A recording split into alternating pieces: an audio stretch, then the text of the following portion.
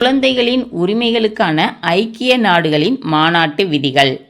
குழந்தைகளின் உரிமைகளை பாதுகாக்க ஐநாவின் ஒப்பந்தமாகும். அதாவது குழந்தைகளோட உரிமைகளுக்கான ஐக்கிய நாடுகளின் மாநாட்டு விதிகள்ங்கிறது குழந்தைகளோட உரிமைகளை பாதுகாக்கிற ஐநாவோட ஒப்பந்தம். சரியா? இது குழந்தைகள் யார் மற்றும் அவர்களின் உரிமைகள், அரசாங்கத்தின் பொறுப்புகளை விளக்குகிறது. இந்த மாநாட்டு விதிகள் குழந்தைகள் யார் அப்படிங்கிறத சுட்டி காட்டுது. அவங்களோட உரிமைகள் என்னென்ன, அரசாங்கத்தோட பொறுப்புகள் என்னென்ன, இது எல்லாத்தையும் விளக்குது. சரியா? இந்த ஒப்பந்தம் 54 பிரிவு கொண்டது.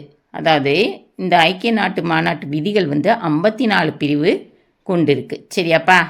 பிரிவு 1, 18 வயதுக்குட்பட்ட அனைவரும் குழந்தைகள். அதாவது 18 வயசுக்கு கீழே இருக்கிற எல்லாருமே குழந்தைகள் தான். சரியாப்பா?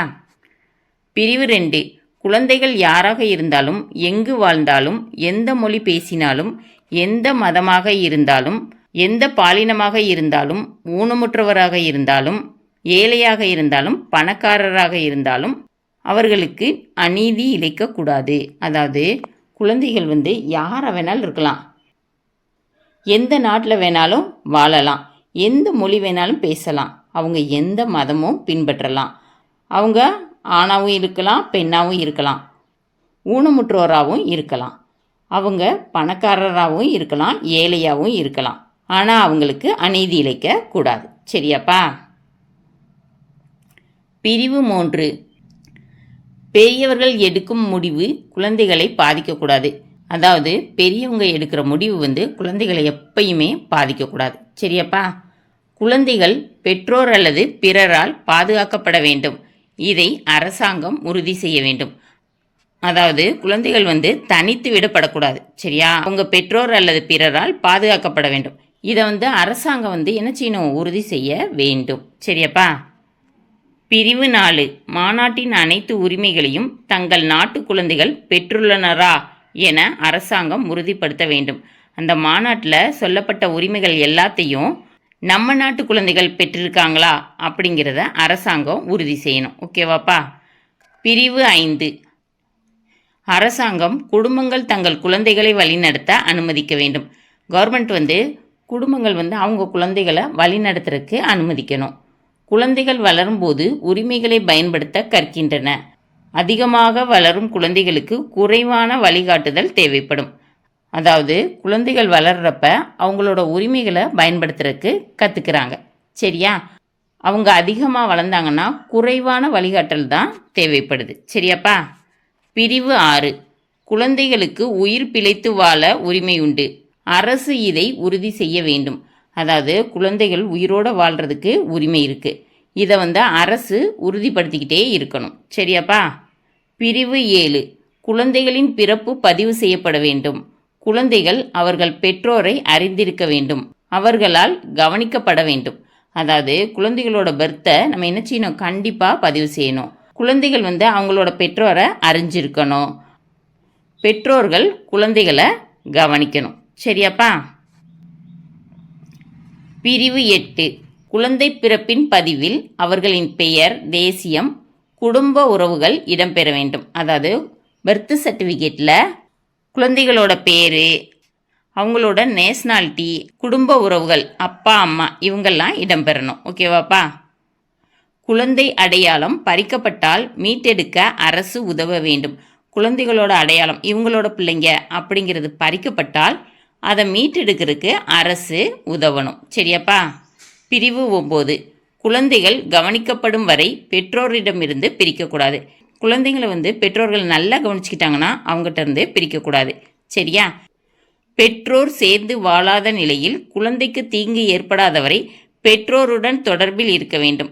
அதாவது பேரண்ட்ஸ் 2 பேரும் சேர்ந்து வாழாமல் இருப்பாங்கள்ல, அவங்க குழந்தைகளுக்கு தீங்கு ஏற்படுத்தாத வரைக்கும் பெற்றோரோட தொடர்ந்து தொடர்பில் இருக்கலாம். சரியாப்பா? பிரிவு 10, குழந்தை பெற்றோரை விட்டு வெளிநாட்டில் இருந்தால் அரசு குழந்தைகளையும் பெற்றோரையும் பயணிக்க அனுமதிக்க வேண்டும். அதாவது குழந்தைகள் பேரண்ட்ஸை விட்டுட்டு ஃபாரினில் இருந்தாங்கன்னா கவர்மெண்ட் பெற்றோரையும் ஃபாரினுக்கு போக அனுமதிக்கணும்.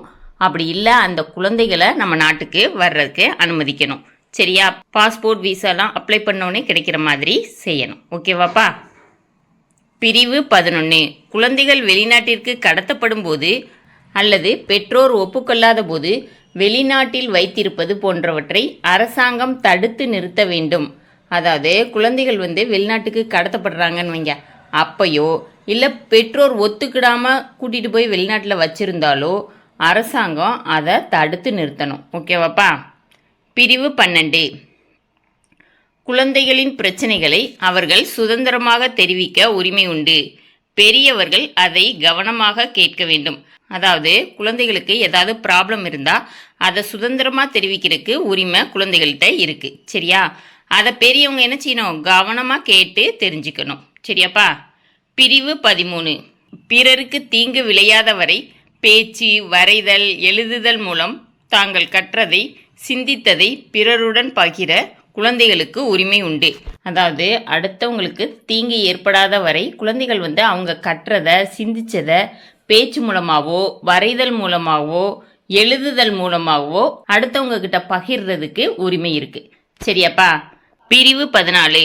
குழந்தைகள் எண்ணங்கள், கருத்துக்கள், மதத்தை தேர்வு செய்யலாம். பெற்றோர் அவர்களுக்கு வழிகாட்ட முடியும். குழந்தைகள் அவங்களோட எண்ணங்களை தேர்வு செஞ்சுக்கலாம், கருத்துக்களை தேர்வு செஞ்சுக்கலாம், அதே மாதிரி மதத்தை கூட தேர்வு செஞ்சுக்கலாம். அதுக்கு பேரண்ட்ஸ் கைடன்ஸ் பண்ணணும். ஓகேவாப்பா? பிரிவு 15. குழந்தைகள் குழுக்களில் சேரலாம் அல்லது அமைக்கலாம். அதாவது குழந்தைகள் குழுக்களில் போய் சேரலாம், அப்படி இல்லை குழுக்களை அமைக்கலாம். ஓகேவாப்பா? பிரிவு 16. குழந்தைகளுக்கு தனியுரிமை உண்டு. குழந்தைகளின் தனியுரிமை, குடும்பம், வீடு, நற்பெயர் ஆகியவற்றை சட்டம் பாதுகாக்க வேண்டும். குழந்தைகளுக்குன்னு தனி உரிமை இருக்கு. அந்த உரிமையை, அப்புறமா குடும்பத்தை, வீடை, அவங்களோட நற்பெயரை சட்டம் என்ன செய்யணும்னா பாதுகாக்கணும். சரியாப்பா? பிரிவு 17. இணையம், வானொலி, தொலைக்காட்சி, செய்தித்தாள்கள், புத்தகங்கள், பிற ஆதாரங்களில் இருந்து தகவல் பெற குழந்தைகளுக்கு உரிமை உண்டு. அதாவது தகவல்களை எதுலேருந்துலாம் பெறதுக்கு உரிமை இருக்குன்னா இன்டர்நெட்டில், அப்புறம் ரேடியோ, டிவி, நியூஸ் பேப்பர்ஸ், அப்புறம் புக்ஸ், இதில் இருந்தெல்லாம் தகவல்களை பெறுற உரிமை குழந்தைகளுக்கு உண்டு. ஓகேவாப்பா? குழந்தைகளுக்கு புரியும் மொழியில் தகவல்களை பகிர அரசாங்கம் ஊடகங்களை ஊக்குவிக்க வேண்டும். அதாவது குழந்தைகளுக்கு புரிகிற மொழியில் தகவல்களை பகிர்றதுக்கு கவர்மெண்ட் மீடியாவை ஊக்குவிக்கணும். ஓகேவாப்பா? பிரிவு 18. குழந்தையை பெற்றோர் அல்லது பாதுகாவலர் வளர்க்க வேண்டும். அரசு அவர்களுக்கு உதவ வேண்டும். குழந்தைகளை அவங்களோட பேரண்ட்ஸ் வளர்க்கலாம், அப்படி இல்லைன்னா வயது வந்த பாதுகாவலர் யாராவது வளர்க்கலாம். சரியா? அதுக்கு கவர்மெண்ட் அவங்களுக்கு உதவி செய்யணும். ஓகேவாப்பா? பிரிவு 19. வன்முறை, துஷ்பிரயோகம் ஆகியவற்றிலிருந்து குழந்தைகளை அரசாங்கம் பாதுகாக்க வேண்டும். அதாவது குழந்தைகளை கவர்மெண்ட் வன்முறை, துஷ்பிரயோகம் இதிலிருந்தெல்லாம் பாதுகாக்கணும். சரியா? பிரிவு 20. சொந்த குடும்பத்தால் பராமரிக்க முடியாத குழந்தைகளை மதம், கலாச்சாரம், மொழி ஆகியவற்றை மதிக்கும் ஒருவர் பராமரிக்க உரிமை உண்டு. அதாவது சொந்த குடும்பத்தால் பராமரிக்க முடியல இந்த குழந்தைய அப்படின்னு இருக்க குழந்தைகளை அவங்களோட ரிலீஜியன், கல்ச்சர், லாங்குவேஜ் இதையெல்லாம் மதிக்கிற ஒருத்தர் பராமரிக்கிற உரிமை இருக்கு. சரியாப்பா? பிரிவு 21. குழந்தைகளை தத்தெடுக்கும் போது சொந்த நாட்டில் கவனிக்க முடியாவிட்டால் வெளிநாட்டிலும் தத்தெடுக்கப்படலாம். அதாவது குழந்தைகளை தத்தெடுத்து வளர்க்குறதுக்கு சொந்த நாட்டில் முடியலைன்னா வெளிநாட்டில் கூட தத்தெடுக்கப்படலாம். ஓகேவாப்பா? பிரிவு 22. வேறு நாட்டிற்கு அகதிகளாக செல்லும் குழந்தைகள் அந்த நாட்டில் பிறக்கும் குழந்தைகளை போன்ற உரிமைகளை பெற வேண்டும். போர், பஞ்சம் இது மாதிரி நிகழ்வுகள் நடக்கிறப்ப வெளிநாடுகளுக்கு அகதிகளாக போகிறாங்க. அகதிகளாக போகிற குழந்தைகள் அந்த நாட்டில் இருக்க குழந்தைகளுக்கு கிடைக்கிற உரிமைகள் போல உரிமைகளை பெறணும். சரியாப்பா? பிரிவு 23. மாற்றுத்திறனாளி குழந்தைகள் சுதந்திரமாக சமூக நிகழ்வில் பங்கேற்க உள்ள தடைகளை அரசு அகற்ற வேண்டும். அதாவது ஃபிசிக்கலி சேலஞ்சுன்னு இருப்பாங்கள்ல, அந்த குழந்தைகள் சுதந்திரமாக சமூக நிகழ்வுகள் எல்லாம் பங்கேற்க அரசு உதவணும். சரியாப்பா? பிரிவு 24.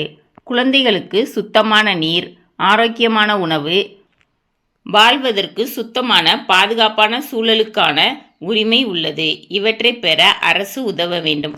அதாவது குழந்தைகள் வந்து சுத்தமான நீர் பெறுறதுக்கு, ஆரோக்கியமான உணவு பெறுறதுக்கு, அதுக்கப்புறம் சுத்தமான பாதுகாப்பான சுற்றுச்சூழல் பெறுறதுக்கு இதுக்கெல்லாம் உரிமை இருக்குது. இதுக்கு கவர்மெண்ட் உதவணும். சரியாப்பா? பிரிவு 25 வீட்டிலிருந்து வேறு இடத்தில் உள்ள குழந்தைகளின் கவனிப்பு, பாதுகாப்பு, ஆரோக்கியம் ஆகியவற்றை அரசு சரிபார்க்க வேண்டும். அதாவது வீட்டில் இருக்க முடியாமல் வேறு இடத்துல அப்படின்னா குழந்தைகள் காப்பகம் அது மாதிரி இடத்துல இருக்க குழந்தைகளோட கவனிப்பு, பாதுகாப்பு, ஆரோக்கியம் இதெல்லாம் அரசு சரிபார்க்கணும். சரியாப்பா? பிரிவு 26 ஏழை குடும்ப பிள்ளைகளுக்கு அரசு உதவ வேண்டும். அதாவது வறுமை கோட்டுக்கு கீழே இருக்காங்கல்ல, அவங்கெல்லாம் ஏழைகள். சரியா? அந்த ஏழை குடும்ப பிள்ளைகளுக்கு கவர்மெண்ட் உதவணும். சரியாப்பா? பிரிவு 27 குழந்தைகளுக்கு உணவு, உடை, இருப்பிட உரிமை உண்டு. இவை இல்லாத குழந்தைகளுக்கு அரசு உதவ வேண்டும். அதாவது குழந்தைகளுக்கு வந்து உணவு கிடைக்கிறதுக்கு, உடை கிடைக்கிறதுக்கு, இருப்பிடம் கிடைக்கிறதுக்கு உரிமை இருக்குது. சரியா? இது இல்லாத குழந்தைகளுக்கு கவர்மெண்ட் என்ன செய்யணும்? உதவி செய்யணும். சரியாப்பா? பிரிவு 28 குழந்தைகளுக்கு கல்வி பெற உரிமை உண்டு.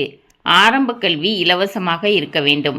இடைநிலை, உயர்நிலை கல்வி குழந்தைகளுக்கு கிடைக்க வேண்டும். பள்ளியில் வன்முறையை பயன்படுத்தக்கூடாது. அதாவது குழந்தைகளுக்கு கல்வி பெற உரிமை இருக்குது. ஆரம்ப கல்வியை எல்லா நாட்டிலையும் இலவசமாக தான் கொடுக்கணும்.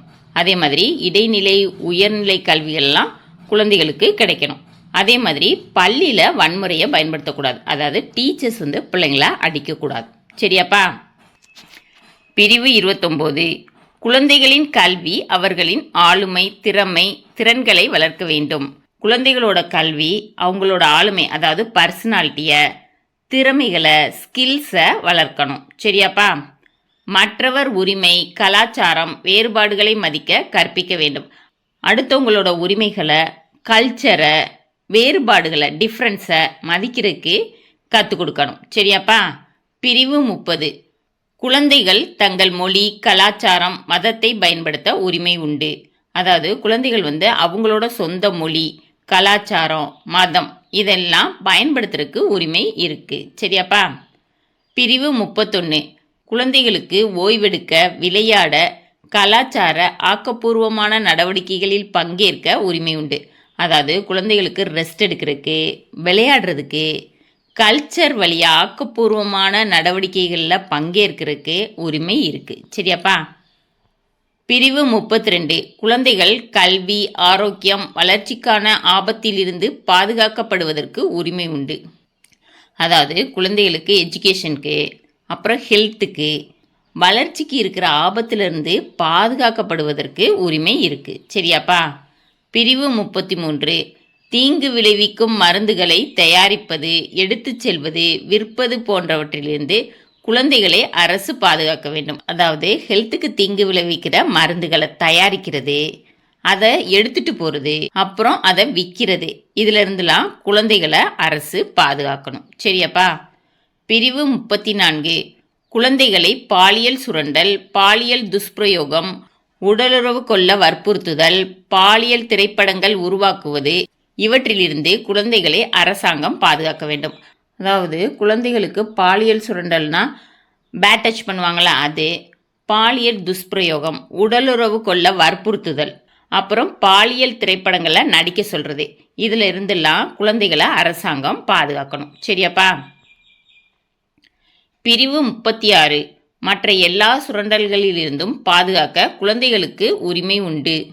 இம்மாநாட்டில் இது குறிப்பிடப்படவில்லை. அதாவது எந்த சுரண்டலாக இருந்தாலும் அந்த சுரண்டல்ல இருந்தெல்லாம் குழந்தைகளை பாதுகாக்கிறதுக்கு உரிமை இருக்குது. இதை வந்து இந்த மாநாடு குறிப்பிடலை. ஓகேவாப்பா? பிரிவு 37 சட்டத்தை மீறியதாக கூறப்படும் குழந்தைகளுக்கு பெரியவர்களுக்கு வழங்கப்படும் தண்டனை கொடுக்கக்கூடாது. சிறை கடைசி தேர்வாக இருக்க வேண்டும். குடும்பத்தினரிடம் அவர்கள் தொடர்பில் இருக்க வேண்டும். ஒவ்வொரு நாட்டில் இருக்கிற சட்டத்தை அந்த நாட்டு குழந்தைகள் மீறிட்டாங்க அப்படின்னு கம்ப்ளைண்ட் வர்றப்ப பெரியவங்களுக்கு கொடுக்குற தண்டனையை கொடுக்கக்கூடாது. சிறை தண்டனை, தூக்கு தண்டனை இதெல்லாம் கொடுக்கக்கூடாது. சிறை தண்டனை தான் கொடுக்கணும்னா அது கடைசி தேர்வாக இருக்கணும். அதுவும் குறுகிய காலத்துக்கு மட்டும்தான் கொடுக்கணும். அந்த குழந்தைகள் வந்து குடும்பத்தினரோட தொடர்பிலேயே இருக்கணும். சரியாப்பா? பிரிவு 38 போரின் போது குழந்தைகள் பாதுகாக்க உரிமை உண்டு. 15 வயதிற்குட்பட்ட குழந்தைகள் இராணுவத்தில் சேரவோ போரில் பங்கேற்கவோ முடியாது. அதாவது எந்த நாட்டிலையாவது போர் நடக்கிறப்ப அந்த போர்ல இருந்து குழந்தைகளை பாதுகாக்கிறதுக்கு உரிமை இருக்கு. சரியா? 15 வயதுக்கு கீழே இருக்க குழந்தைகள் இராணுவத்தில் சேரவோ போர்ல பங்கேற்கிறதுக்கோ உரிமை கிடையாது. சரியாப்பா? பிரிவு 39. குழந்தைகள் காயப்படுத்தப்பட்டாலோ புறக்கணிக்கப்பட்டாலோ போரினால் பாதிக்கப்பட்டாலோ உதவி பெற அவர்களுக்கு உரிமை உண்டு. குழந்தைகளுக்கு ஏதாவது உண்டு காயம் ஏற்பட்டுச்சுனாலோ அவங்க அடுத்தவங்களால் புறக்கணிக்கப்பட்டாலோ அல்லது போரினால் பாதிக்கப்பட்டாலோ ஹெல்ப் கிடைக்கிறதுக்கு அவங்களுக்கு உரிமை இருக்குது. சரியாப்பா? பிரிவு 40. சட்டத்தை மீறியதாக குற்றம் சாட்டப்பட்ட குழந்தைகளுக்கு சட்ட உதவி பெற உரிமை உண்டு. அதாவது சட்டத்தை மீறிட்டாங்கன்னு குற்றம் சாட்டியிருப்பாங்களா அந்த குழந்தைகளுக்கு சட்ட உதவி கிடைக்கணும். சரியா? சிறை கடைசி தேர்வாக இருக்க வேண்டும். ஏற்கனவே படித்த மாதிரி அவங்களுக்கு தண்டனைகள்லாம் கடுமையாக இருக்கக்கூடாது. சிறை கடைசி தேர்வாக தான் இருக்கணும். பிரிவு 41.